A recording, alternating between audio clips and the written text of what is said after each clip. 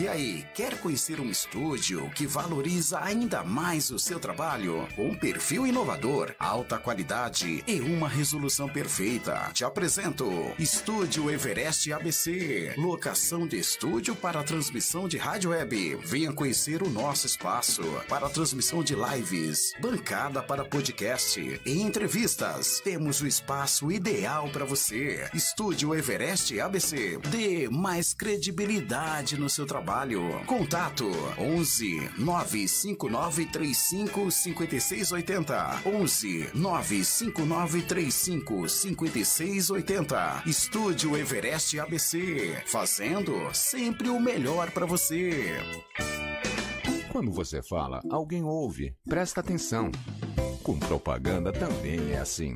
Você fala, sua marca é vista, seu produto comentado, seu serviço conhecido. Quando você anuncia, sua marca vira assunto e passa a fazer parte do dia a dia das pessoas. O consumidor precisa ouvir mais sobre o seu produto. Anuncie. Venda mais. Diminua seu calor, mate sua sede e hidrate seu corpo com água mineral 100% pura. Pureza, qualidade, água mineral Moreno Águas. Ligue agora.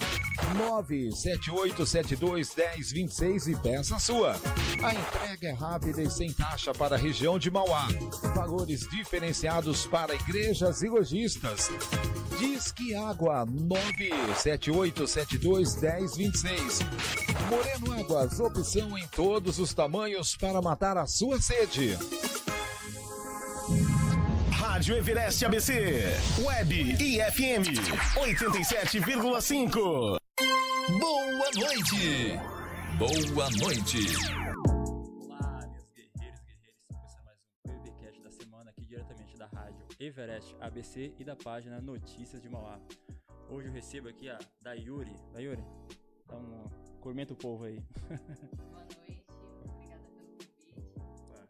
E a companhia de bancada, Simone. Olá, boa noite a todos, boa noite. Opa, então vamos começar a nossa live, nosso podcast. Me fala uma coisa, qual é a origem desse seu nome aí, pelo amor de Deus? Dayuri é um nome de origem indiano e ele significa o nascer e pôr do sol. Quando a minha mãe escolheu esse nome, só tinha uma única pessoa com esse nome aqui no Brasil, pelo menos. Olha. Que foi a pessoa que ela copiou esse nome. Tanto que quando ela foi registrar, foi bem difícil, porque eles procuram geralmente os nomes que existem, quando não existe, geralmente tinha que pagar uma taxa, né? Aí acharam, graças a Deus, acharam esse nome lá e aí conseguiu registrar. Opa, já começa a falar com o pessoal aí, quem é a Dayuri?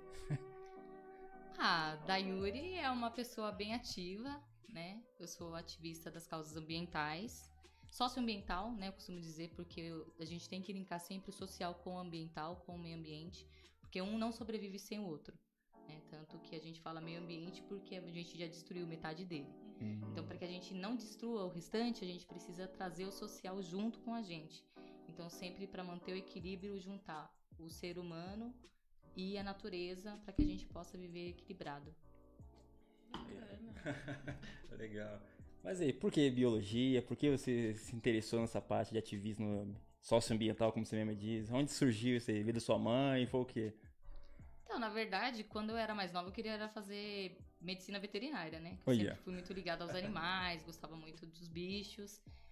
E conforme foi passando o tempo, eu percebi que era caro, a primeira coisa, né? Que a gente vê é o bolso da gente. Então, quando eu vi que a medicina veterinária era mais caro, eu já recuei um pouquinho, mas mesmo assim eu ainda continuei mantendo o sonho. Aí, em 2010, eu fiz uma viagem pra Bahia. Aí lá eu fiz um mergulho. Quando eu fiz o mergulho, eu vi que tinha um mundo lá embaixo, no mar, né? Eu vi os corais, vi vários animais marinhos, e eu percebi que aquele mundo também precisava de cuidados, né? E aí eu falei, por que não fazer biologia? Né? Eu pensei a princípio em biologia marinha, mas aí como biologia marinha tinha mais em Santos do que aqui em São Paulo, eu voltei para biologia mesmo, falei assim, vou fazer então na área da biologia, depois eu faço alguma pós, alguma especialização nos animais marinhos, ou em zoologia, zootecnia, enfim, né? Que a gente tem um ramo aí de possibilidades. Né? E aí eu fui e comecei a fazer a biologia. Até então não tinha esse pensamento tão ativista, voltado para as causas socioambientais, para as causas ambientais. Era mais da aula. Não, também não era Inicialmente. nem tanto para dar aula em si. Eu queria era mais trabalhar com pesquisas. Ah, entendi. Eu queria me formar em biologia, depois fazer um mestrado em pesquisas de elasmobranquios, que são os tubarões e as raias, depois fazer um mestrado, todos voltados para os elasmobranquios, que era o meu sonho mesmo, né? E viver no mar, porque eu sempre falei para minha mãe, eu não gosto muito de gente, né? Eu não gosto muito de ser humano, eu prefiro os animais, então eu prefiro viver no mar, fazendo as pesquisas e trabalhando lá. E quando concluir, eu volto, apresento a tese, e se der certo, aí eu dou aula em alguma universidade, mas dar aula em si era uma coisa também que eu deixava mais por último. Eu pensava mais nas pesquisas em si, nos benefícios que essas pesquisas poderiam trazer pra gente, do que em si dar aula. Só que o que acontece? No meio do caminho, eu comecei a perceber um outro mundo, né?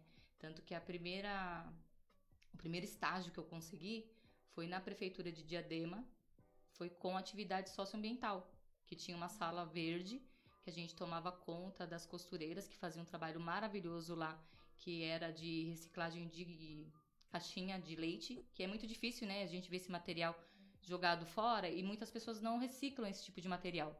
Então elas faziam esse trabalho, elas pegavam o material que era caixinha de leite, fazia carteira, fazia bolsa, sacola, e conseguia tirar uma renda dali, né? Que era da economia solidária. Então a gente cuidava dessa sala verde e também cuidava da horta que ficava atrás dessa escola e ajudava as crianças. Aí comecei a ter uma visão diferente. Comecei, peraí, tem um outro mundo aqui. Tem outras possibilidades. E fui me aprofundando mais nas causas de educação ambiental, né? Porque eu percebi que as pessoas jogavam fora uma coisa que para outras pessoas poderia vir a ser uma riqueza, né? E aí eu comecei a ficar mais ativa para essas questões. Aí eu saí da prefeitura de Diadema e logo em seguida eu consegui um estágio no Greenpeace. Olha que legal. Que é uma ONG mundial, né, que trabalha as causas ambientais mais a fundo, é bem mais ativa nas causas ambientais, principalmente em relação ao desmatamento na Amazônia.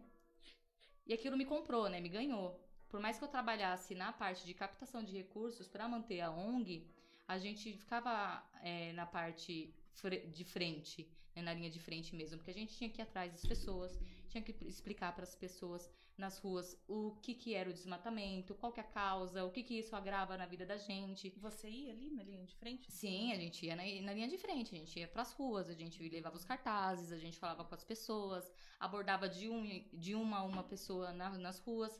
E é muito difícil, porque a gente falava assim, moça, você tem um minutinho pro meio ambiente?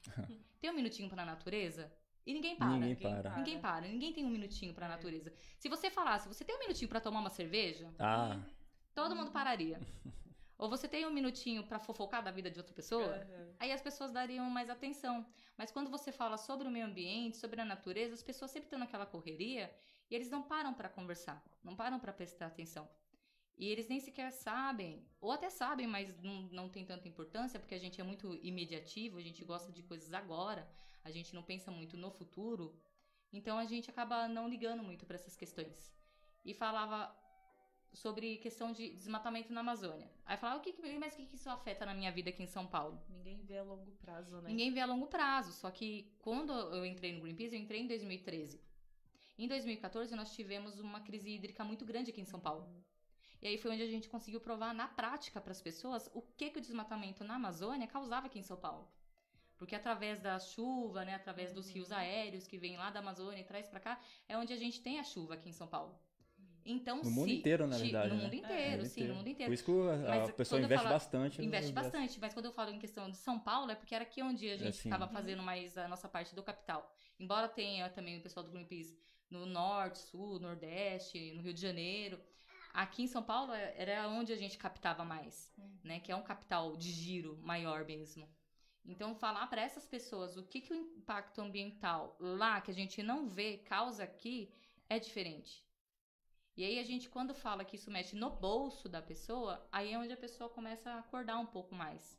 E aí eles param para prestar um pouco mais de atenção. Mas mesmo assim era difícil. E aí foi onde eu comecei a perceber mais ainda e fui me afundando mais ainda no ativismo. Né? Foi passando o tempo e eu indo mais e ainda acima disso. Só que aí eu fui ficando cansada, né, do Greenpeace. Porque, querendo ou não, virou uma coisa muito política. Né? O Greenpeace virou muito mais político do que ativo em si. O ativismo dele mesmo ficou mais lá, concentrado na Amazônia ou mais em alguns pontos do oceano, do que em si falando com as pessoas, né? Falando com as pessoas, as abordagens eram mais política mesmo, né? E aí eu conheci a Sea Shepherd, que a Sea Shepherd, ela é uma ONG que foi fundada pelo Paul Watson, que ele era também do Greenpeace. Então ele saiu do Greenpeace também por esses motivos, que tinha ficado muito político, e fundou a Sea Shepherd, que era realmente mais ativista. Tem até as questões dos navios baleeiros, né? Tem o Wally Wars que passava, acho que passa ainda, não tenho certeza, na Discovery. E esse documentário, eles falam bastante sobre como que nasceu a Sea Shepherd e como que era feito o combate mesmo, né? Lá nos oceanos. Porque no oceano também tem um impacto muito grande na nossa vida, que a gente não vê. Mas a longo prazo a gente começa a sentir. Por exemplo, hoje em dia, se você fizer um estudo, e já tem estudos que comprovam isso, dentro dos peixes tem polietileno. Então, quando você vai comer peixe, você está comendo plástico. Por quê? O peixe comeu as partículas de plástico que está no mar. E quem jogou? Às vezes é uma garrafa que a gente joga aqui em São Paulo, e aí ele vai parar nos bueiros, dos bueiros ele vai parar no rio, e do rio ele vai desembocar no mar. Isso vai tudo na boca dos peixes, na barriga dos peixes, né? Exatamente. E mudando um pouco de assunto, também vai para os alimentos também, que o ser humano tanto estraga o meio ambiente no mar, né, com lixo e tudo, como na comida, na salada e tudo, que bota aquele monte de agrotóxico também. Sim, a gente come veneno, na verdade, então, né? 24... E água, né? Você vê. Por isso que aumenta também os casos de câncer também, né, não? Sim, também. Também tem alguns estudos que relacionam, né, o uso do agrotóxico em si com o caso de câncer, né? Você vê como que, né? E aqui no Brasil a gente usa muito agrotóxico. Muito agrotóxico. Aqui, pra vocês terem ideia, nos últimos anos aumentou, né? 530 agrotóxicos que são banidos e proibidos na Europa são utilizados aqui no Brasil. O nome da ministra é só conhecido como a Senhora do Veneno. A ministra, pra exatamente. você ver. Então, todos os agrotóxicos, todos os pesticidas que eles não consomem lá fora, que lá fora é considerado veneno, a gente utiliza aqui. Pra você ver. Tanto que na minha faculdade, quando eu fui concluir, eu fiz a pesquisa em cima do tomate, cultivo orgânico e cultivo convencional. O tomate é o que mais tem, né? O tomate é um dos que mais tem. O que morango mais tem também. mesmo é o pimentão. O pimentão ele consegue absorver 99,9% de agrotóxico. O tomate absorve cerca de 75% do agrotóxico. E quando eu fui pesquisar, eu fui procurar alguns agricultores para que eu pudesse fazer o processo desde da germinação até a colheita, fecharam a porta na minha cara. Teve alguns que até saiu e falaram assim, você é louca? Eu tô colocando veneno lá. Não, eu não vou permitir. Eu falei assim, não, mas você vai assinar um termo, é tudo confidencial, ninguém vai saber de onde que é a plantação. Mesmo assim, eles não deixaram, não consegui ter esse acesso. Eu consegui ter esse acesso a um cultivo orgânico lá em Suzano, que eu consegui acompanhar desde o cultivo desde a germinação até a colheita, mas o tomate convencional mesmo que a gente come, eu não consegui o acesso. Eu tive que comprar tomate na feira para conseguir fazer a comparação depois da colheita, né? Depois da colheita a gente deixou um tempo para saber o período de decomposição do orgânico e do convencional, que é absurdamente grande. Sério? É bem diferente. O cultivo orgânico, para você ter uma noção, quando a gente deixou ele exposto ao ambiente aberto, em 15 dias, no máximo, ele já estava quase totalmente decomposto. E o tomate do cultivo convencional, não, ficou lá, 20 dias, 25. Eu olhei e falei assim, gente, olha o tanto de veneno que tem nesse tomate. O peso dele em si também, né? Ele fica mais pesado por conta do número, da quantidade de agrotóxico, porque o do cultivo orgânico é água, né? Então a gente conseguiu ver essa diferença. E foi uma diferença gritante, que quando a gente olhou, a gente falou assim, nossa senhora, né? Olha o tanto de veneno que a gente consome. E infelizmente a gente continua consumindo, né? Porque como a gente não tem uma linha muito grande de cultivos orgânicos, fica difícil a gente encontrar. E acaba encarecendo. Também, né? Então. Mas acaba encarecendo pelo fato de faltar. Faltar, né? Se tivesse um maior número de cultivos orgânicos, seria mais barato. Aqui em Mauá mesmo tem o Minadab, que ele faz o cultivo orgânico sensacional. Ele trabalha com orgânicos. Você tem uma ONG ou o quê? Não, é do Ideia Natural. Depois procura lá, Ideia Natural. Aí tem o Minadab Barra, que ele que é responsável pelo cultivo né? E é totalmente orgânico. E ele faz feiras orgânicas, ele participa disso. Então, as pessoas não têm muito acesso também a essa informação, né? Então, quando a gente dissemina esse tipo de informação, as pessoas conseguem ter acesso a uma alimentação saudável, que é o que a gente precisa também. Nossa. Caramba. Agora, mudando, assim, um pouco de assunto. O que te fez querer entrar na política? A mudança.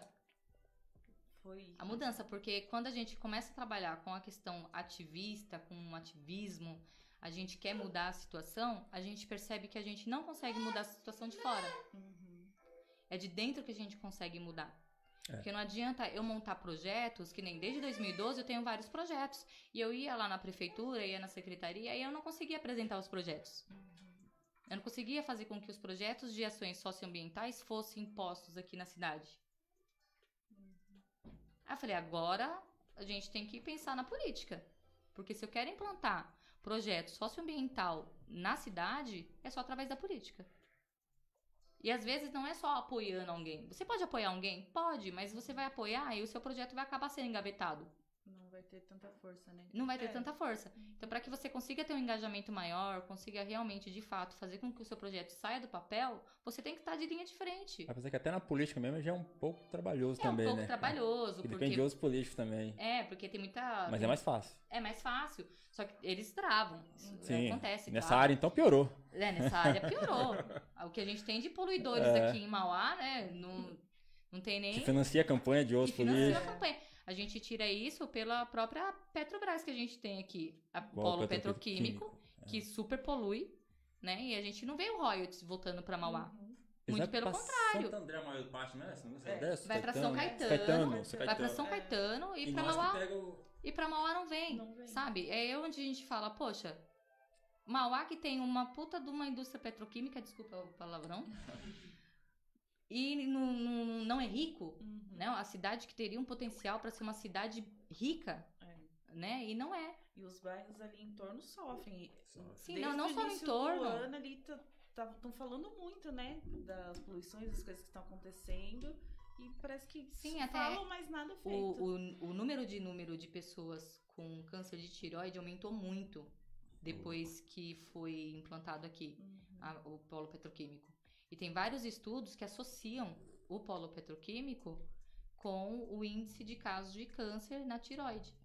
Então, são coisas assim que a gente tem que pensar, né? A gente fala, poxa, tem algo errado acontecendo. Se aumentou o índice, por que aumentou? Você pega e você mede a qualidade do ar. A qualidade do ar aqui de Mauá não é uma qualidade boa. E é por conta de tantas indústrias poluidoras que nós temos aqui, né, no nosso município. E quando você estava na política, eu vi que você, logo depois da campanha e tudo, eu vi que você fez um desabafo na internet, sem o apoio do partido, se não me engano. Como é que foi isso aí? Não, na verdade, isso daí foi uma briga mesmo.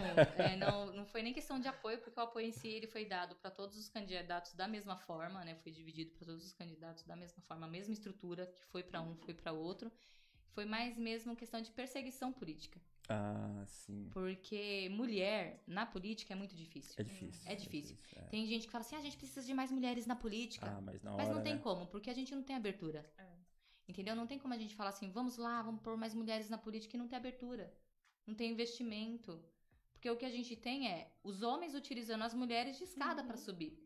Entendeu? Eles não utilizam as mulheres porque eles realmente acreditam no potencial dessa mulher e querem que ela seja política. Não. O grande parte é botar mulheres para colocar mais homens com candidato. Para poder pôr mais homens para candidato, para poder te usar de escada para conseguir mais votos na chapa, para que um deles seja um eleito.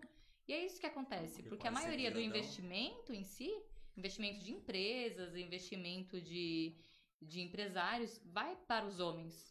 Né? A gente vê muito isso. É muito difícil ter um empresário. Eu mesmo não tive nenhum empresário que chegou em mim e falou assim, você quer ajuda? Você quer que eu apoie a sua campanha? Eu não tive. Muito pelo contrário. Eu fui de um em um, de uma pessoa por pessoa, pedindo apoio, pedindo um voto.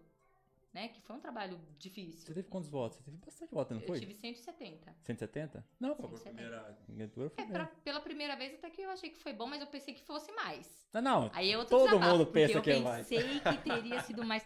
Não, porque, olha, pelos cálculos lá que eu tava fazendo dos amigos, né? Os amigos que diziam que ia apoiar, que ia votar, pedir pra família, era pra ter no mínimo uns 500 votos, o mínimo.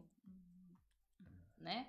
Aí quando abriu as urnas, eu fiquei um pouco decepcionada. Mas sempre fica. Eu fiquei decepcionada. Tanto com o meu próprio trabalho, que eu falei, eu acho que eu não consegui alcançar o que eu gostaria de alcançar, quanto com algumas pessoas que se diziam amigos e não fizeram o que diziam.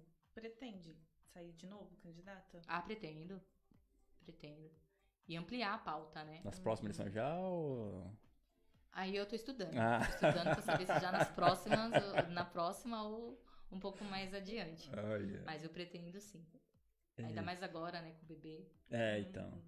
Apesar que daqui 2 anos, né? Vai estar um pouco maiorzinho já também. Sim, né? vai estar um pouquinho maiorzinho, mas agora com ele, pensando no futuro dele.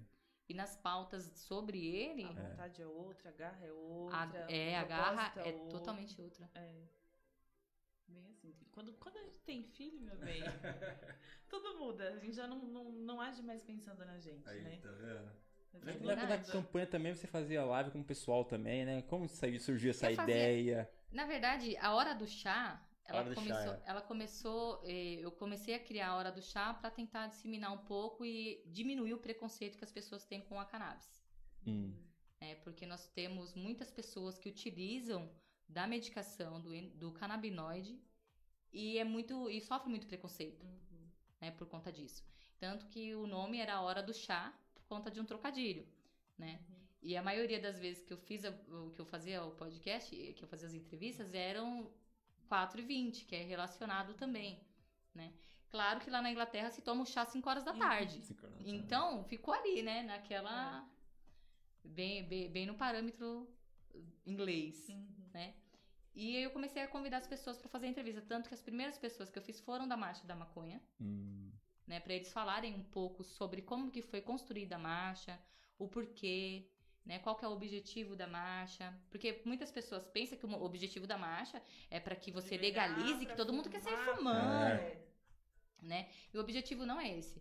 O objetivo é mostrar para a população que tem muitas pessoas que precisam da medicação e não conseguem, né? Atualmente aqui no Brasil já foi liberado, né? A Anvisa liberou para medicação. Então tem muitas pessoas que já estão fazendo uso do canabinoide aqui no Brasil. Só que é difícil porque é muito caro. Então você pega um vidrinho de 200 ml que custa R$2.000. E a gente precisa ter isso no SUS. Né? Tem algumas pessoas que até conseguem pelo SUS, mas tem que entrar com processo, então é trabalhoso, dificulta muito a vida das pessoas. Então, a Hora do Chá foi criada mais para isso, pra gente tornar público algo que fica lá escondido por questões de preconceito. Aí você nunca mais fez? Não, eu não fiz mais porque aí depois veio a campanha, aí começou a fiquei muito sem tempo. Por conta da campanha. Aí depois foi a gravidez, que foi uma gravidez também bem difícil, eu fiquei muito estressada no período da gravidez. Depois o Jorge nasceu e ele nasceu com um susto.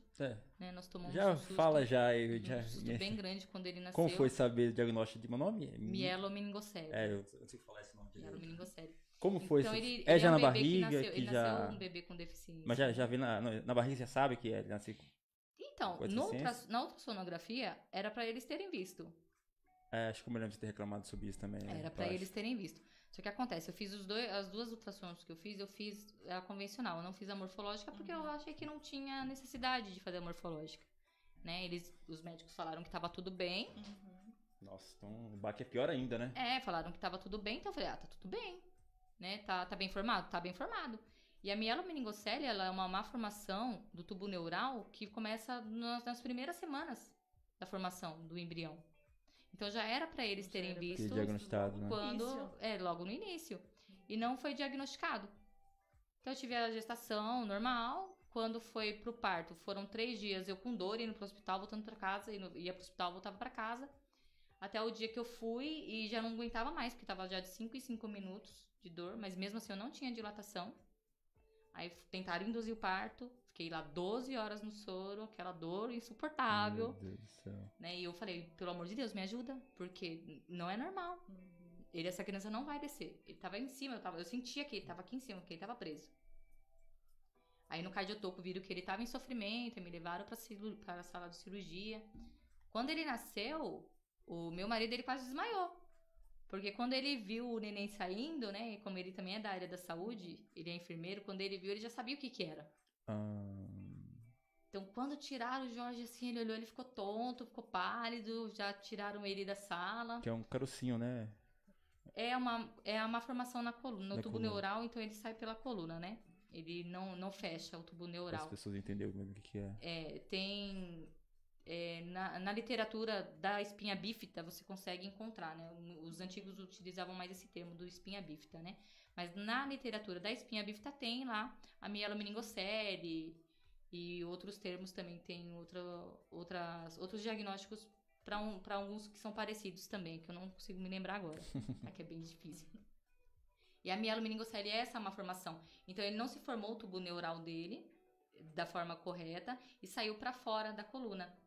Então, aqui onde é a coluna dele, ficou uma bola, né, uma bolinha inchada, e o tubinho do sistema nervoso dele para fora, todos os filamentos. Nossa! Né, dele estava para fora. Ele nasceu com um pé torto congênito também, porque é muito normal que uma criança, geralmente, quando nasce com mielomeningocele, nasce com pé torto congênito. Algumas nascem com a hidrocefalia, que graças a Deus ele não nasceu com a hidrocefalia. A mielomeningocele dele também, ela é lombar baixa, o que ajuda muito, né? Então ele consegue ter uma desenvoltura melhor, né? Ele consegue se mexer bem, os braços. Ele não tem muita força muscular nas pernas, então ele não consegue andar, né? Mas ele faz físio toda semana, 2 vezes por semana ele faz fisioterapia. Mas é reversível, ele com o tempo ele pode vir andar normal? Ou tem sequelas, assim, pro resto da vida? Então, elas é pro resto da vida, né? Ele tem a bexiga neurogênica, ele não consegue segurar a urina. Ele tem intestino neurogênico, então ele também tem dificuldade para fazer cocô. São muitas limitações que ele tem, né? Imposta por conta da mielomeningocele. Através da fisioterapia, ele pode vir a andar mais para frente, né? Se ele conseguir realmente firmar as pernas dele, porque ele não tem muita força mesmo, né, na musculatura das pernas. Então, ele não consegue ficar em pé. A gente espera que mais pra frente ele consiga, né, realmente ficar. Mas se não ficar também, né, e precisar utilizar cadeira de rodas, é normal também, né. Só que aqui no Brasil, o que acontece? Nós temos uma barreira muito grande quando a gente fala sobre o tratamento de pessoas com mielomeningocele. Não só mielomeningocele, mas qualquer outro tipo de problema voltado à estrutura neural, ou até à coluna. Porque a gente poderia fazer a reposição de células-tronco, mas aqui no Brasil é proibido. Nossa! Porque na literatura está lá escrito que você utilizaria células-tronco embrionária ou a células-tronco adulta. Por conta do embrionário foi barrado, porque eles entendem que é aborto.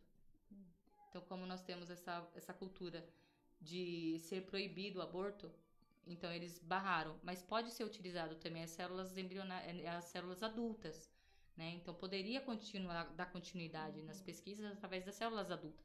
Mas por conta dessa barreira a gente acha tem muita limitação. Então a gente não consegue fazer essa reposição de células-tronco aqui no Brasil. No Paraguai eles fazem, né? No Paraguai, acho que nos Estados Unidos também, no Japão eles já fazem, já há muitos anos. E no Paraguai eles fazem essa reposição da célula-tronco. É caro? São $15 mil. $15,000? Em dólares. Nossa! Uma fortuna, né?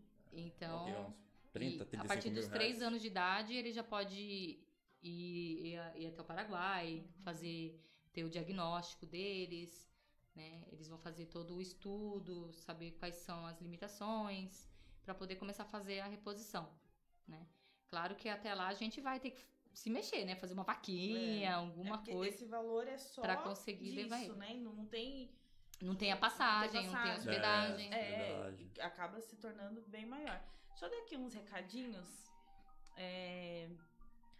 Um beijo pra Leide Alves, tá ligadinha aí, assistindo a gente. Aldo Açougueiro. Opa! O Zé Simão tá mandando boa noite pra vocês. Boa noite, Simão. Obrigadão, hein? Vitor Rodrigues, boa noite. Vitor... É o da rádio? É outro Vitor. Pronto? Cara, então quando você soube desse diagnóstico do seu filho, deve ter dado um baque danado pra você. Até que você não conhecia na época, né? Não, foi um susto, né? Nossa, eu tomei um susto, até porque Você não conhecia na época também isso, né? Eu passei até a pesquisar depois que eu vi que você tinha postado. Na verdade, na faculdade a gente estudou sobre a mielomeningocele. Só que aqui a gente não Né? A gente não espera. Gente, né? Então foi bem uma pincelada, né? Eu nunca não gravei, né? Ele é seu primeiro filho. Meu primeiro filho. O primeiro filho já é difícil porque a gente não conhece. A gente não conhece. sabe. A gente vai aprendendo a se tornar mãe a partir daquele momento, né? Aí ainda vem com uma novidade a mais. Nossa, cara. Bem, E hoje eu tô bem vendo que você difícil. tá nessa área também de ativismo também, não tá? Vejo sempre em uns eventos, Sim. falando sobre o porque assunto. É que nem eu falo, né? A gente precisa tomar um chacoalhão da vida pra aprender sobre o outro lado.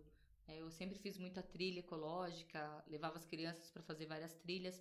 E eu nunca parei pra pensar na parte da inclusão social, né? De levar crianças com deficiência pra trilha. Até porque era algo que eu não pensava, sabe? Eu não pensava. E não era não pensar na criança com deficiência em si. É porque eu não pensava mesmo na inclusão em si. Na necessidade da inclusão. Porque a gente tem o dia a dia tão corrido que a gente não para pra pensar que tem a necessidade de ter a inclusão. E quando a gente tem alguém na família, aí é onde a gente para pra pensar. A gente vê como é difícil para as pessoas com deficiência fazer algumas atividades que uma pessoa sem deficiência consegue fazer. Entendeu? Então, para ir para uma trilha, por exemplo, para um cadeirante já fica um pouco mais difícil. Sim. Porque tem buraco, tem muitas pedras, pode ter lama, ou pode ser muito estreito. Então, são coisas de se pensar. Como que a gente pode fazer uma trilha que seja inclusiva, né, para que todas as crianças possam participar? Né? Então, eu abracei essa causa também, né, por conta do meu filho e por conta também das outras pessoas, né, com deficiência que precisam ser ouvidos, né? A gente precisa dar mais atenção para essas pessoas e ouvir o que essas pessoas têm a dizer, porque eles têm que falar por eles podem falar por eles. Porque a gente vê muitas pessoas falando pelas pessoas com deficiência como se uma pessoa com deficiência não pudesse falar por ela. Mas e ela pode. Mas aqui isso é em tudo, na verdade, né? Porque vejo gente branca falando pelo negro, gente Sim, hétero falando pelo gay, homem falando pela mulher. Hoje em dia... Não, eu acredito que a gente tem o dever de falar também por essas pessoas, por todas as pessoas, né? Porque a gente só consegue alcançar a igualdade quando todos falam a mesma língua. Então aí a gente consegue falar sobre igualdade quando tá todo mundo falando igual. Então, se eu falo sobre a pessoa com deficiência, mas eu não dou espaço para ela falar, aí já é diferente. Você tem que dar o espaço para a pessoa com deficiência falar. Que ele tem um espaço de fala. Né? Eu não posso falar sobre mulher negra sem dar o espaço para essa mulher negra falar. Exatamente. Entendeu? A gente tem que dar o espaço para as pessoas falarem por elas. E também falar por elas também. Porque a gente não pode ver algo acontecendo e fechar os olhos e fingir que não tá vendo nada. É até pior, né? É até pior. É aquilo, né? Tem gente que fala assim, não é comigo, É, deixa pra lá. que nem dizem, né? Em briga de marido e mulher, não se mete colher. Mete sim, tá, gente? É, tem que meter a colher, sim. Colher o garfo, faca... É. Mete sim, porque por a gente crescer com essa falsa verdade que muita coisa acontece aí. Isso é verdade. Mudando um pouco de assunto aqui. E a sua mãe? Quem foi sua mãe? Eu vi que sua mãe faleceu um tempo atrás aí, né? A minha mãe faleceu, vai fazer 6 meses. Foi bem recente. Foi bem recente. A minha mãe, ela é uma figura muito importante até pra cidade. Eu vi algumas coisas Né, falando que sobre ela. em 1992 ela trouxe a assistência social para Mauá, né, que a gente não tinha. Aqui, quando as crianças elas eram abordadas pela polícia, elas eram levadas direto para a Fundação Casa, né, que é a antiga FEBEM. E ela sempre achou aquilo um absurdo. Né? Então, a minha mãe ela entrava na frente da polícia, entrava na frente de bandido, ela entrava na frente de todo mundo para defender as crianças e os adolescentes. E através dessa garra dela, ela conseguiu ajudar a trazer para cá o Estatuto do Menor e do Adolescente, que aqui a gente não tinha. Né? Eles até pediram para ela ser uma das primeiras presidentes aqui em Mauá. Ela tinha que concorrer, né? Que ela tem que concorrer. Mas com certeza ela teria ganho, né? Que ela não quis na época mesmo, porque ela nunca gostou muito de política, de conselho tutelar para ser conselheira. Mas na época ela não queria, porque ela nunca gostou muito dessa parte da política. Né? Ela gostava mais da parte do ativismo mesmo, de combater né, a desigualdade, mas a parte da política em si era algo que incomodava muito ela. Mas a outra parte, ela era com ela mesma. Então, sempre que alguém ia lá em casa e falava assim, olha, Fátima, tem um menino de rua ali querendo se jogar na linha do trem, Nossa. ela ia Olha lá. lá. Olha, Fátima, tem um rapaz ali que tá traficando, ela ia lá. Então, minha mãe ajudou muita criança, muito adolescente daqui de Mauá que moravam nas ruas, né? E a gente trouxe isso, né? Eu trouxe isso comigo, porque eu cresci vendo ela fazer essas ações, né? E era muito difícil, porque a gente morava numa casa pequena, a gente não tinha conforto nenhum, mas mesmo assim ela enfiava 30 moleque lá com a gente. Olha.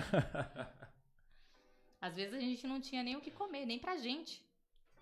Mas ela dava um jeito de ajudar a alimentar os moradores de rua. Então a minha mãe, ela é um ser assim super iluminado. Ela sempre fez isso, até ultimamente. Ela sempre fez. Nunca parou. Nunca parou. Olha. Nunca parou. Caramba, Ela sempre fez. E ela sempre falava pra gente, quando você tem pouco, quando você tem muito, você divide com quem tem pouco. Quando você tem pouco, você divide com quem não tem nada. Olha. E mesmo quando você achar que você não tem nada, você tem um abraço pra levar pra alguém. Olha, gente. Caramba. E quando eu lembro da minha mãe falando isso, é muito difícil. É. Porque ela falava que ela ia embora quando desse o neto pra ela. Olha só. Aí eu falava, não, então você nunca vai embora. Porque eu não vou te dar o Não te dá neto. neto. Eu não vou te dar o neto. Aí ela falava, não, você tem que me dar meu neto, tem que me dar meu neto. Aí eu dei o neto dela. Quando o neto dela nasceu, e nasceu uma criança com deficiência, ela chorou muito. E ela falou assim, eu não vou deixar faltar nada pro meu neto. Eu vou cuidar dele, mas eu vou embora quando ele fizer 1 ano, hein? Falei, não, mãe, você não vai fazer isso. Ela falou assim, vou, quando ele fizer 1 ano, eu vou embora. E ele fez 1 ano no dia 16 de abril. Dia 20 de abril, ela foi embora. Era a missão dela. Era a missão dela. E antes dela ir embora, ela deixou ele amparado com mais de 5.000 fraldas. Olha, cara. Sabe? Então, o que ela falou que ela ia fazer, ela sempre fez. Né? Então, eu sei que da onde ela estiver, ela tá extremamente iluminada. É e Fátima? ela estará iluminando a gente. É Fátima? Fátima. Fala, Eu Fátima. só conhecia ela como Caramba, que me história arrepiei. linda, né, cara? Você viu? Ela é uma Olha, história muito caramba. bonita mesmo. Eu gosto das pessoas que fazem trabalho social assim, que ajuda o outro, ajuda o próximo, sem, né, querer nada em troca, que nem ela. Sim. Não é nem lá da política, nada. Não. Tem muito, em época de eleição aparece muitos Aparece ativistas, muito, né? pra Não é tirar que eu faço foto. sempre campanha de agasalho e alimento, assim.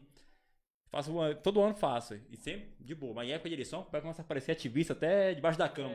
Aparece Nossa, bastante aí mesmo. todo mundo quer ser ativista, todo mundo quer fazer campanha do agasalho, todo mundo quer fazer campanha de arrecadar alimento. Aparece um monte de ativista nessa hora.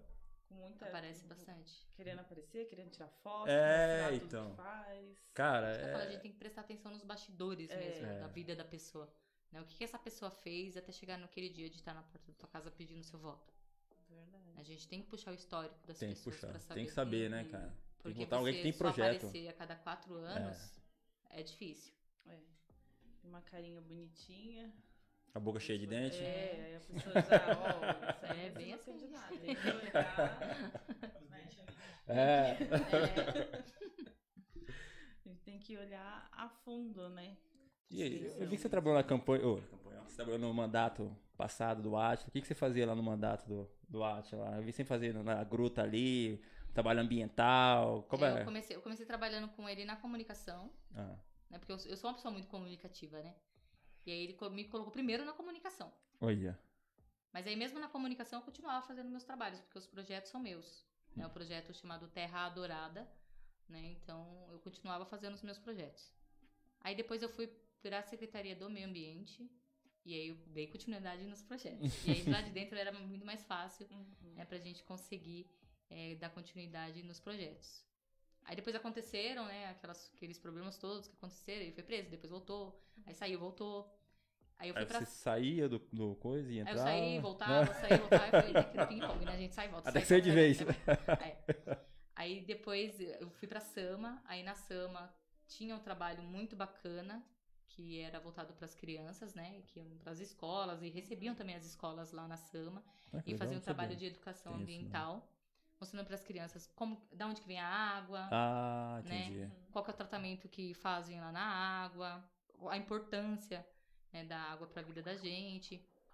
E era um trabalho assim muito legal. Eu não sei se a Sabesp deu continuidade nesse projeto, se eles pretendem dar continuidade, mas eu sei que a Sabesp tem também vários projetos voltados para as questões de educação ambiental em São Paulo. Aqui em Mauá eu não sei como que tá essa situação, até por conta da própria pandemia em si, deu uma paralisada, né, nos projetos. Porque as escolas não estavam funcionando, aí depois tinha que ter o distanciamento, aí agora eu acredito que esteja voltando, né, devagar, os projetos voltados para as crianças, até por conta desse contato que eles têm que ter, né, um com o outro, que é maior. E a gente fazia todo esse projeto e era muito legal, porque a gente estava até ampliando esse projeto para sair, não ficar só lá, né, mas também levar para a comunidade, né, chegar nas comunidades e falar a importância da água na comunidade, falar a importância de você preservar a natureza na comunidade, porque a gente vê que hoje em dia o que falta muito na comunidade é informação. Então tem muita gente que mora em comunidade, principalmente ribeirinha, que é na beira dos rios, que pega o óleo e joga direto no rio. Pega o lixo e joga direto no rio. E aí quando chove, da enchente, volta tudo pra dentro da casa da pessoa. Aí culpa perfeita, todo mundo. Tem sua margem de culpa. Que culpa. também tem sua parcela de culpa, porque a falta de infraestrutura, a falta de investimento em saneamento básico é algo que a gente vê até hoje. Isso é surreal. Onde já se viu, em pleno 2022, né? Que nem fala, ano 2022, ano de Copa do Mundo, a gente ainda ter problema com infraestrutura e falta de saneamento básico. Então a gente precisa debater essas políticas públicas com as pessoas dentro da comunidade, que são as pessoas que mais sofrem esse impacto. E falando em governo, o que você tem a dizer sobre o atual governo no meio ambiente? Governo federal. É um desastre, né? Você que é da área aí, o que você tem a dizer? Em relação ao meio ambiente, é um desastre. Porque a gente viu um aumento nas queimadas, um aumento no desmatamento. Do agrotóxico. Do agrotóxico, que foi liberado mais de 530 Qual é o nome da agrotóxicos. ministra? Não sei se é o nome dela. Só sei que ela é conhecida como a senhora do veneno. Pra você É, ver. a A ministra, senhora- o cara coloca no meio. Você vê. É que já foi, já voltou também. É, Eles, então. eles trocaram bastante os ministérios. Mas que ela continuou. Eu não sei, não lembro agora. Ela continuou. Ela continuou. Então, a gente teve muitos problemas, né, com o atual governo em relação ao meio ambiente, porque até essa questão da flexibilização, né, de multas, do IBAMA, do ICMBio, eles tiraram muitas coisas que eles poderiam ainda atuar. Como diz o ministro, deixa a boiada passar, então tá Deixa a focado boiada, no... Deixa a boiada passar, exatamente. Deixa porque eles pensam tanto o pessoal da na madeira questão vender as do madeiras. agro, e não é nem tanto o agro, viu? Eles não focam muito no agro em si, eles focam mais na mineração mesmo. Ah, sim. Né? Eles focam muito no garimpo, né? Que o garimpo ele é ilegal, ele acontece ainda de forma ilegal em muitos lugares. Tem algumas partes que tem o garimpo legal, mas como já não tem mais nada lá, é difícil encontrar, eles vão já para as outras zonas, né? Vão para as outras áreas. E aí a gente tem a contaminação por conta do mercúrio, que eles utilizam muito, né, nesses locais de garimpo. E isso tem um impacto muito grande, né, no meio ambiente. E tem um impacto que volta pra gente também. Porque um local contaminado por mercúrio, o peixe vai ser contaminado pelo mercúrio e você vai ser contaminado pelo mercúrio. Sim. Né? Até teve um lugar, né, que o pessoal chegou a ser internado, né, que foi infectado por mercúrio, né? Porque era através dos peixes. Teve locais que as pessoas Isso afeta sofreram com principalmente os indígenas também, né? Afeta Os muito. que alimenta daquele rio, daqueles rios, da mata ali. São os maiores prejudicados, são eles mesmos. Isso que é o complicado, né, cara? Sim. Todos nós, né, a gente paga um preço muito alto. Quando a gente fala de votação, as pessoas esquecem que o preço é alto para todo mundo. Pra todo mundo. E eu fiquei muito preocupada quando eu vi o desfecho que deu, né, nessas eleições. Que a maioria dos ministros que a gente teve, que era do Bolsonaro, hoje em dia são senadores. Inclusive o Salles que deixa a boiada passar, que Né? foi afastado Ele- porque tava vendendo madeira, ele deixando os entrou no caras vendendo Senado. madeira pros caras ganhando dinheiro em cima. Mas aí é onde a Ele entrou gente... pra deputado, ele foi deputado, eu acho. No estado de São Paulo. E agora Pra você ele... ver, cara. Bem votado ainda. Bem votado. Aí é onde a gente vira a chavinha e fala, tem alguma coisa errada acontecendo. Por que as pessoas estão colocando essas pessoas no poder? Damares, que recentemente falou que negócio de abuso sexual de criança e tal, e quando vai ver é mentira. Ela falando esse tipo de mentira dentro de uma igreja, né? Mas parece que a mentira em nome de Deus parece que é permitido, parece, né? Já que eu tô vendo. Mas E ganhou pra Senado. E ganhou pra Senado. Ganhou pra senar. Será a nossa próxima senadora. Essa mulher que vai toda de uma igreja, falando um monte de mentira, usando criança e falando esse monte de mentira dentro de uma igreja, na frente de crianças, é a senadora por Distrito Federal. Uma das mais... Quase 800 mil votos só ela teve. É bem Só triste essa situação. E preocupante. Preocupante. Né? Porque a gente tem, por um lado, se o Bolsonaro ganhar, ele vai ter uma bancada enorme ao lado dele. Não, aí, Maria. E se o Lula ganhar, a gente vai ter ele vai ter vai ter que negociar bastante. Bem grande também. Então, são dois extremos assim que a gente olha e fala, meu Deus, e agora? Tá perdido. Né? Como vai ficar a nossa situação? Ganhando porque a população foca muito no guerrinha, né? Com o outro, um contra o outro, um contra o outro. Ou se você é Lula, eu sou Bolsonaro. Se você vota em fulano, eu voto em ciclano. Eles focam tanto nisso. Ou você fala mal do Bolsonaro porque você é Lula, ou você fala mal do Lula porque você é Bolsonaro. E não tem isso, né? Não existe isso. Infelizmente, quem criou esses dois, os dois candidatos, é a mídia. A mídia que cria esses dois candidatos empurra a goela abaixo da população e a população não percebe que é uma massa de manobra e vai atrás disso e acaba engolindo. Aí fica um campeonato, né? Exatamente. Corinthians e Palmeiras, final de campeonato. Porque a gente não tem realmente uma liberdade. Né? A gente fala tanto em democracia, mas o Brasil ele não é um país totalmente democrático. Não. Porque que democracia é essa onde você é obrigado a votar? Nem que seja nulo, branco, você é obrigado aí. Eu já acho o contrário. Entendeu? Eu defendo o voto obrigatório, eu defendo. Mas é uma democracia diferente. Sim, entendeu? A gente vive um país democrático em termos, né? Porque a gente tem algumas limitações. Se você ficar um bom tempo sem votar, por exemplo, você não consegue tirar depois lá o seu passaporte. Você entendeu? Não pode participar de um concurso. Não pode participar de concurso público. Perde bastante coisa.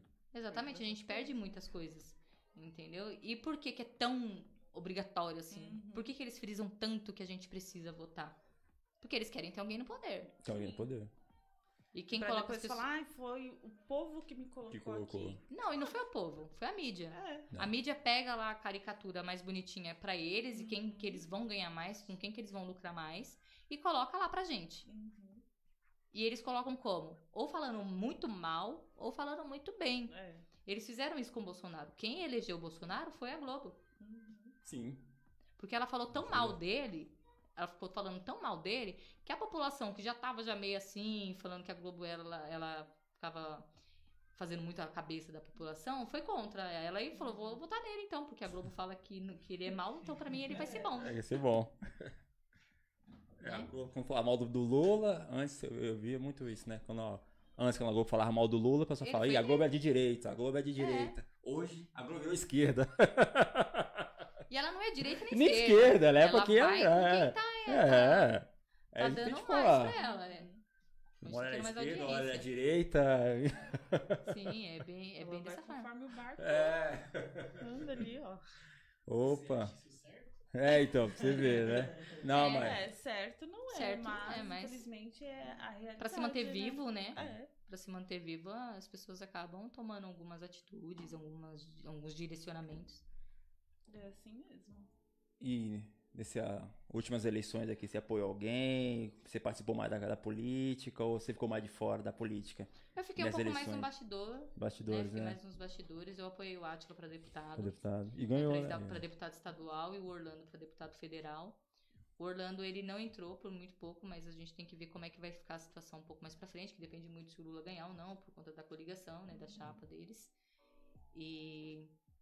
Então, essas duas pessoas que eu apoiei mesmo, né? Mas foi mais pelos bastidores também, porque eu tenho o Jorge, então eu não conseguia ir pra rua, não conseguia ir pra muitos eventos, que eu não vou expor ele também à população, né? Eu tenho um tempo um pouco restrito também, porque a gente faz físio 2 vezes por semana, uma vez por semana ele tem natação, então a nossa agenda da semana é uma agenda bem cheia, né? Mas o tempo que eu consegui pra pelo menos conversar com a minha família, conversar com os amigos próximos, né? Falar, olha, ele quer voltar, né? Vamos dar a oportunidade de eleger o Átila e o Orlando. Eu fui e falei com essas pessoas e a gente conseguiu trabalhar dessa forma. Você que tá usando bastante seu filho, assim, o médico, usando bastante você usa plano de saúde, enfim, usa o SUS, né? O SUS. Viva o SUS. Como está o SUS hoje? Então, Então, o SUS o depende, né? acompanhamento do seu filho e tudo. Tem bastante coisa na área que é da deficiência do seu filho? Tem bastante ajuda, tem bastante acesso? Tem se procurar. Mas tem. A pessoa tem que procurar, tem. Tem suporte, mas a pessoa tem que procurar. Como eu falo, os pais, eles têm que ir atrás É porque dos dificilmente direitos vai dos vir filhos. aqui, né? Porque senão, ia sair do hospital com aquela cartinha, seu filho ele nasceu com essa deficiência, Pronto. ele vai precisar disso e disso e tchau. E aí você se vira. Entendeu? Então, ele tem todo o suporte, ele faz fisio lá no Mário Covas. O Mário Covas é um hospital muito Não, bom, ele é isso é. referência. Ele fez a cirurgia dele lá também no Mário Covas, com uma equipe excepcional de neuros, que foram muito atenciosos com ele e ainda continuam sendo, porque ele continua sendo atendido lá. A cada 6 meses ele volta com a mesma Ele equipe de volta neuro lá. que fez a cirurgia nele. Então, eles acompanham o crescimento dele, né? Ele passa com urologista, com cardiologista, todos pelo SUS, né? Em questão de órtese, cadeira, tudo que precisa, também a gente consegue através do SUS, só que demora. Essa que é a questão, demora. Você tem que pôr o nome na fila, aí você tem que ir atrás, aí tem que ir atrás de cadastro, aí eles vão analisar a situação, demora um pouco. Aqui em Mauá a gente precisa ter uma estrutura dessa, que a gente não tem. Não tem. Não, a gente não tem uma estrutura boa, assim, que nem do Cimotoro, por exemplo. Sabe, lá eles têm todo o aparato, tem fisioterapia, eles fazem a doação de órtese, de prótese, de tudo que a pessoa com deficiência necessita, né? E a gente aqui em Mauá a gente não tem. A gente precisa. Em Ribeirão tem a Praesp, que eles também lá têm todo o suporte, eles conseguem fazer a doação de órtese, conseguem ter fisioterapia. Aqui a gente tem fisioterapia, só que a fisioterapia aqui, ela é uma fisioterapia mais convencional, né? Ela atende também pessoas com deficiência, atende, só que a maioria eles mandam pra fora, entendeu? Manda ou pro Mário Covas, ou pra Praesp mesmo, ou pra algum outro local. Serraria, não. Serraria, Acho que já é não, muito longe, geralmente né? eles mandam mais pro Mário Covas Mário mesmo, Covas, que né? é mais perto e é referência também, né? Tem a ACD, a gente colocou o Jorge na fila da ACD, a gente tá esperando, tem porque a a fila ACD. da ACD ela é bem grande. Tem a né? CD, Porque verdade. como a estrutura lá é uma estrutura muito maior e é uma estrutura que atende muito mais pacientes com diversos tipos de deficiência diferente, então Tem mais a procura, fila né? lá é bem grande porque a procura é maior, Maior. né? Então ele tá na fila desde que ele nasceu. Nossa. Desde que ele nasceu, a gente teve o diagnóstico dele, a gente já colocou ele na fila.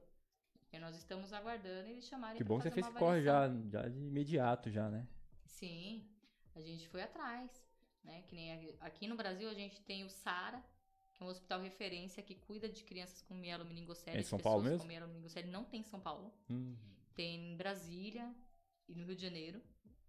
Então muitas famílias do mundo, do Brasil, procura o SARA para atendimento, né? E você faz primeiro uma avaliação por vídeo e depois eles fazem a avaliação lá pessoalmente, né? Para você conseguir o tratamento através do SARA. Mas é difícil, né? Porque você precisa depois pagar a passagem, Os custos são altos. a hospedagem, os custos eles são altos, né? Quando o Jorge nasceu, a gente criou o Instagram dele, né? Que eu até peço para as pessoas seguirem, lá que a gente posta o dia a dia do Jorge, a gente posta toda a correria que a gente faz com ele e o desenvolvimento dele, né? A evolução que ele tem tido, que é Jorge Vencer Mielo. Então, entra lá, curte. Qualquer coisa, coloca nos segue. comentários aqui embaixo, viu, gente? Pra vocês verem direitinho. Segue o Jorge. E assim que ele nasceu, a gente já criou o Instagram dele. Aí. E começamos a marcar, né? Hashtag mielomeningocele. Então vieram muitas pessoas que têm a mesma... Que tiveram o mesmo diagnóstico do Jorge conversar com a gente. E a maioria foram os pais, né? Que as crianças nasceram também recente. Então a gente fica com a cabeça muito confusa. Dá aquele nó na nossa cabeça. Vem né? Meu pessoas Deus, e querendo agora conhecer como vai ser? melhor, né? Querendo conhecer E melhor, saber como outras. que a gente pode fazer o tratamento, que tratamento que foi feito. E o Jorge, ele fez o tratamento Ponsete nas perninhas dele, né? Que os pés dele, como nasceu com o pé torto congênito, esse é uma técnica que eles fizeram lá no Mário Covas, que é uma técnica muito utilizada, mas tem alguns hospitais que não utilizam essa técnica. Que é o do gesso. Ele ficou com gesso durante 3 meses, né? Trocando toda segunda-feira. E na última troca, ele fez a cirurgia de tenotomia, que é quando eles cortam o tendão pra soltar o pé. Aí coloca o gessinho de novo, aí fica 1 mês com o gesso e depois tira o gesso e já põe a órtese. E é um método mais eficaz. Entendi. Né? Mas tem alguns hospitais no Brasil que não utilizam ainda esse método. Então teve alguns pais que vieram conversar com a gente que nem a cirurgia no pé do filho ainda tinha feito. E aí, quando conheceram esse tipo de técnica, já foram atrás de algum hospital que pudesse fazer, né? Então, é muito bacana essa forma que a gente criou de se comunicar com as pessoas que têm a mesma realidade, né? Pra gente dividir informações. Olha, e por mais que, né, reclamam bastante do SUS e tudo, mas ainda bem que nós temos o SUS aqui, né? Ainda bem que nós temos o SUS. Porque nos Estados Unidos não tem SUS Não não, tem, amigo. não. Se Só que fosse nos não Estados tem um Unidos, bom ela tinha que pagar com plano de tudo. saúde que- Ela teria que pagar com tudo, arcar com toda a Teria. despesa. E aí, por mais que, né, reclama do SUS e tudo, mas também, claro, tem que reclamar porque a gente paga imposto e tudo. É que também, quem você mesmo falou, a procura é muita gente. É muita gente. Às vezes fica muito difícil de atender todo mundo. Às vezes nós reclamamos assim do SUS, de vários órgãos públicos e tudo, mas não tem a noção de ver também, às vezes, que é muita procura também. Infelizmente, é muita procura. Para atender várias pessoas. Mas enfim, ainda bem que nós temos o SUS, né? Ainda bem, né? Viva o SUS. Viva o Verdade, SUS. viva o SUS. E aí, Jack, quanto tempo você tem mais aí? 5? Opa! Tem Vamos um recadinho aí? finalizar. Ah, gente, no comecinho aí, vocês estavam ouvindo? Era o Jorge falando aqui. Era né? o Jorge. É. Vou apresentar o Jorge pra vocês aí, pessoal. Ainda bem que nós temos o SUS, né? Opa! Conheci o Jorge. Eita! Aquela câmera ali, ó. Qual melhor? Essa aqui? É. Fala aí, eu sou o Jorge. Fala oi, fala oi. Fala oi, fala oi. Tudo bem, Jorge? Gostou do microfone? Gostou, ele tava só olhando. Aí. E aí, Dai, fala com o pessoal aí, vamos finalizar aqui a nossa live, nosso podcast aqui. Deixa suas redes sociais. É, as redes o Instagram sociais. do Jorge, novamente. As minhas redes sociais é Daiuri Priolean, né, tanto o Facebook quanto o Instagram. O do Jorge é Jorge Vencermielo, né, Jorge? Né? Mas se procurar lá Jorge Priolean já vai encontrar também. Oh, Fica mais eita! fácil. Quer puxar? Ele quer falar aqui também. E eu quero agradecer, né, novamente o convite de vocês e falar para a população, né, dar mais abertura para as mulheres na política. A gente precisa ter essa abertura mais ampla, realmente abraçar, né, as mulheres na política. Na política. A gente vê mais a escada, né? A gente não pode ser mais escada de ninguém, a gente tem que lutar por nós mesmos. Né? Dar espaço, voz para as pessoas com deficiência, para que eles possam falar por eles, né? E pensar mais na inclusão, das pessoas com deficiência. Que a gente precisa, né, Jorge? É isso aí. Isso aí mesmo, gente. Eu vou acrescentar também isso, né? Das mulheres terem voz. Procura, gente, entrar na política, vamos procurar, né, aparecer, vamos deixar de ser apenas escadas, né? Que é o que a gente vem sendo aí. Né? Dá um beijo pra minha sobrinha também, faz um aninho hoje também. Oh, Parabéns, Catarina. Parabéns. Meu mozinho, minha menininha. E aí, pessoal, vamos chegando ao fim do nosso podcast, nosso PVPcast. Muito obrigado pela presença de vocês, por estar assistindo. Muito obrigado, Yuri, por aceitar o nosso convite, falar um pouco de você, dividir a sua história, de você, de sua mãe, do seu filho. Desculpa qualquer coisa aí, qualquer pergunta aí, desculpa qualquer coisa, mas enfim. Muito obrigado, pessoal. Então curte, compartilha, marca as pessoas aí para chegar em mais pessoas dessa live. Esse vídeo chegar para mais pessoas. E é isso aí. E até a próxima. E na próxima podcast, vamos estar trazendo o Diniz Lopes. Vai estar falando com a gente aqui, os projetos dele, enfim. Ok, pessoal? Então até a próxima live, até o próximo podcast, até semana que vem. Tchau, tchau, pessoal. Olá, meus guerreiros e guerreiras, aqui quem fala é o Zu Ramos. Estamos apresentando os nossos parceiros do podcast PVPcast.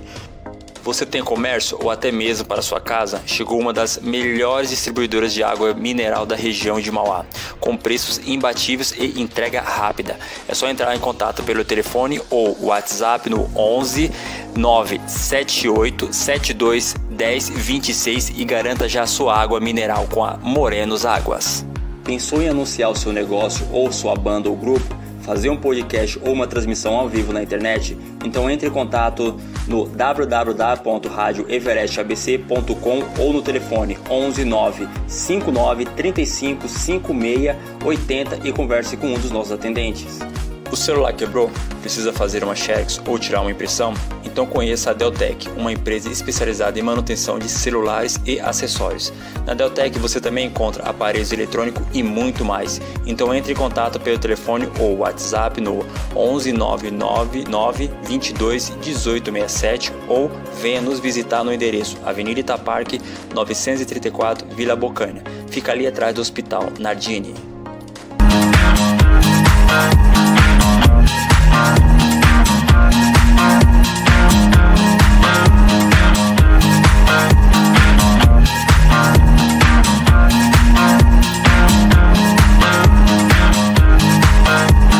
Para vocês que estão acompanhando nosso podcast, você também pode fazer uma doação de qualquer valor para ajudar o nosso projeto, ajudar o nosso podcast.